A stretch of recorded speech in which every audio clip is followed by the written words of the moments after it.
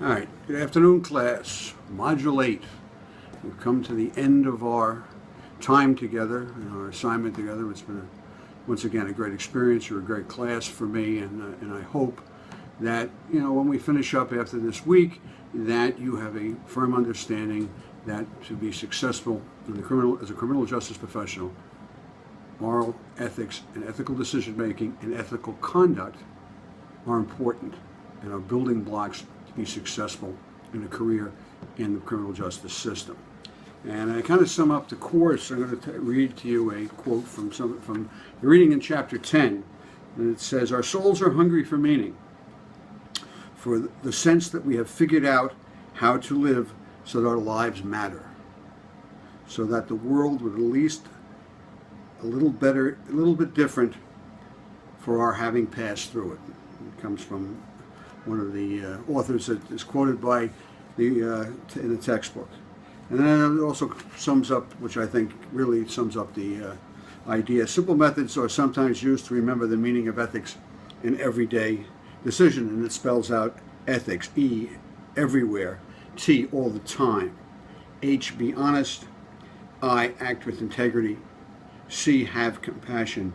And S is for the stake in your reputation, your self-esteem, and your inner peace. And I think that kind of really sums up for the case studies, both in the private sector and in the criminal justice system, that if the individuals had adhered to this, they would have a much better outcome in those case studies. So we're going to read it to chapter 10, the future. I think the future is very important.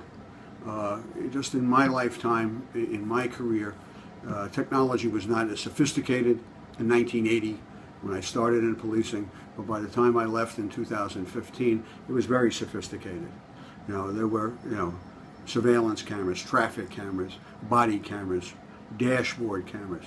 Everyone now has a cell phone, can record what's going on, interactions with the police. It's really kind of put a very great challenge into how men and women in the criminal justice profession conduct themselves, because you're always in the public's eye.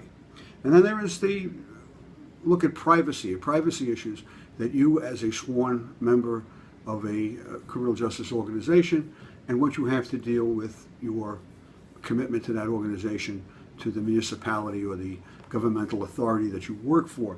And this is coming about with the wide open media, the wide open information, exchange of information, social media, Facebook, Twitter, emails. It sounds, for me, I don't want to get into the political realm of things, but these type of situations are in the media, in the news every day. Computers, what you do and what you download, what you project on your computer. This all has an effect on the ethical and moral responsibilities of criminal justice professionals. And then the other reading assignment is written by a gentleman named Rich Martin. It's Police Corruption, an Analytical Look into Police Ethics. And it's the an FBI bulletin. And it kind of really narrows down and kind of makes, in a very short article, everything we've kind of gone through the term. Ethical values of what, criminal justice professionals need. Prudence, trust, courage, honesty, justice, responsibility. We've looked at that, the failures in the case studies, and how they relate to ethical policing. And then he looks at other issues related to ensuring that an organization stays in ethical leadership, which we know from the SCORE, from Herrera, from all the other case studies that we've looked at. Strong leadership can be a prevention of corrupt and unethical behavior. And to an organization, criminal justice organization, to be successful, strong leadership needs to be in that. A work environment. And that has to be what your mindset is as you set out to do your duties every day. You're going to do it with honor. You're going to do it for service. You're going to conduct yourself to accomplish what the mission statement is of your organization, and what your own personal mission statement is, and which you did in this last assignment of the last oral board, was to give your own personal mission statement of what you believe in. And then subculture. Is it an ethical organization, an ethical group? We're a tight special unit. We work together, and we do everything on the up and up, and we watch each other's backs, and we make sure that the job gets done right, ethically, legally, and no consequences. And we reap the rewards of that type of a situation. Or is it unethical, like the SCORE unit? Now, be a leader, be a follower, take a few things, ruin your reputation for a few minor possessions or a couple of bucks that is going to be far less than what your pension or what your salary will be, or far less of when you're fired and you can't get a job. And then there's corruption prevention.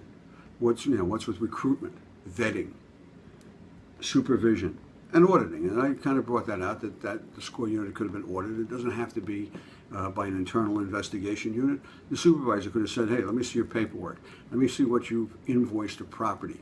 What did you put in your court papers, affidavits, in the arrest you've made? And this is all kind of works in that situation of safeguards to ensure ethical conduct. Now we'll go in our final discussion. The only assignment we have is a discussion board post using Rich Martin's article on police corruption, and then you do some research into a criminal organization that you're interested in working for and their hiring processes. It could be the one that you currently work for or one that you're striving to work for. I've joined in this, and I always use the New York City Police Department, my alma mater, and how they handle themselves. You got to cite 3 tenets to ensure ethical behavior in criminal justice institutions. I kind of just gave you that in my announcement here. And what evidence, if any, do you find that selected organization possesses these tenets? And you kind of look and see how they do it. How does the organization address the issue of ethics, integrity, and character through their hiring process?